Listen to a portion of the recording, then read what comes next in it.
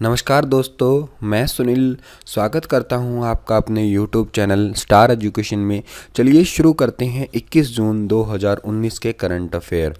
आज दोस्तों है योगा डे, तो सबको मेरी तरफ से योग दिवस और वैसे आज विश्व संगीत दिवस भी है, तो विश्व संगीत दिवस और विश्व योग दिवस इन दोनों की हार्दिक शुभकामनाएं। हमेशा हंसते रहें, गाते रहें, बजाते रहें।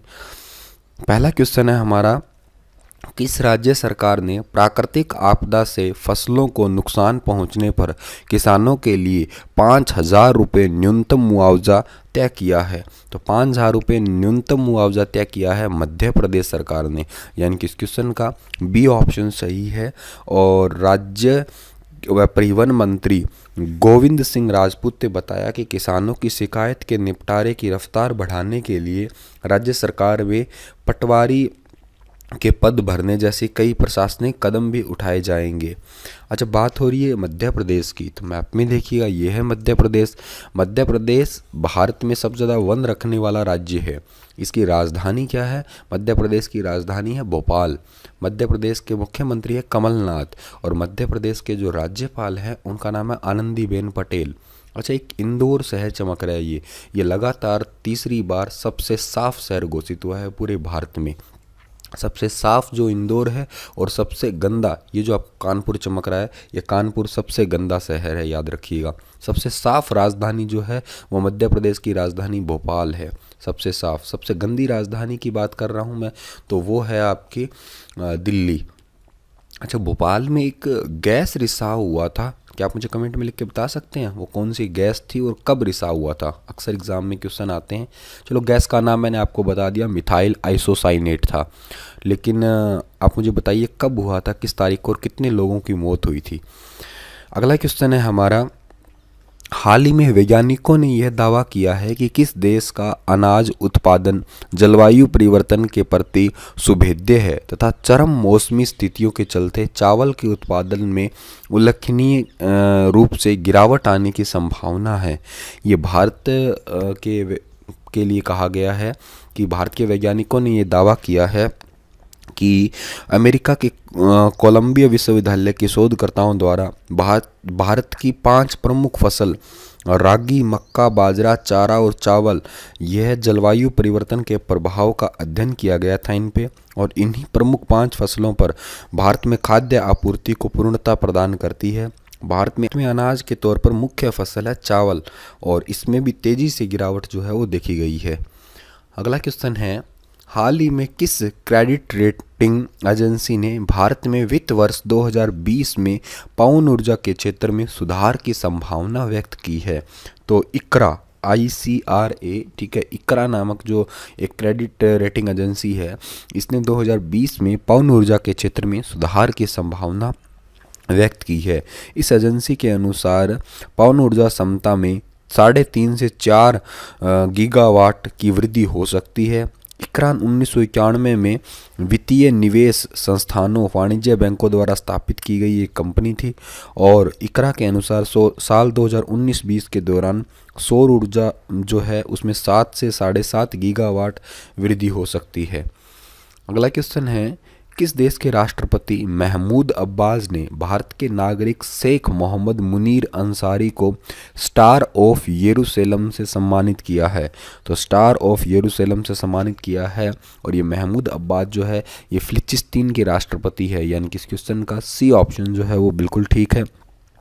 शेख मोहम्मद मुनीर अंसारी यहाँ इंडियन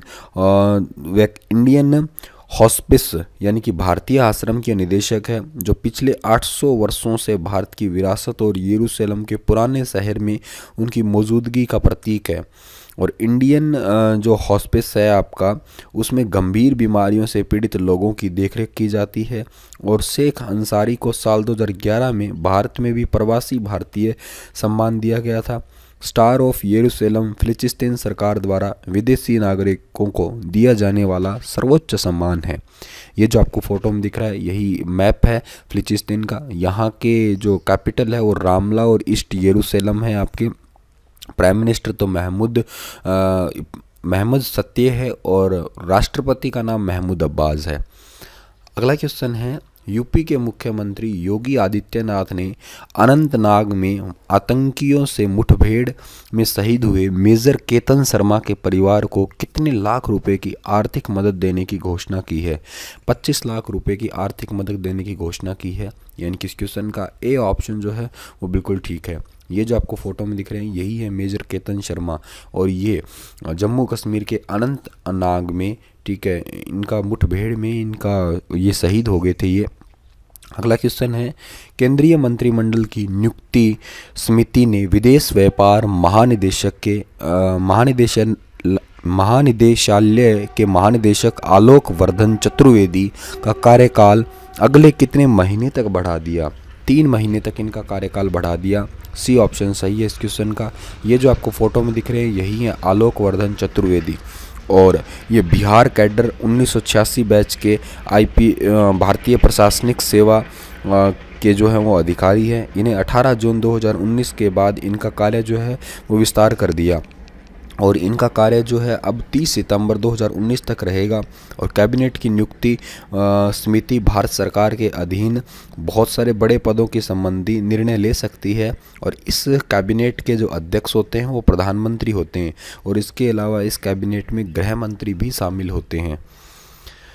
निम्नलिखित में से किसे हाल ही में जामनगर कोर्ट द्वारा एक कस्टोडियल डेथ मामले में उम्र कैद की सज़ा सुनाई गई है? तो ये संजीव भट्ट को सुनाई गई है उम्र कैद की सज़ा। सी ऑप्शन सही है। ये जो आपको फ़ोटो में दिख रहे हैं यही है संजीव भट्ट। अच्छा सर, ये इतने क्यों इंपॉर्टेंट है? उम्र कैद तो लाखों को होती है।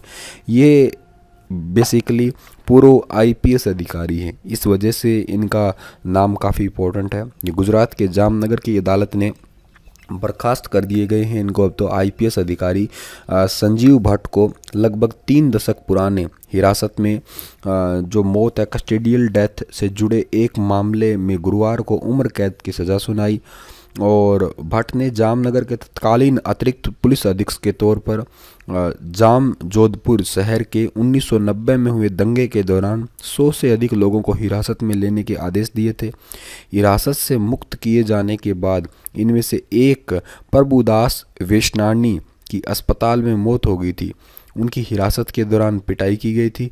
मृतक के भाई अमृत वेशनानी ने इस मामले में भट्ट समेत 8 पुलिसकर्मियों को आरोपी बनाते हुए मामला दर्ज करवाया था, और उसी के लिए अभी इन्हें जो है वो उम्र कैद की सज़ा हुई है।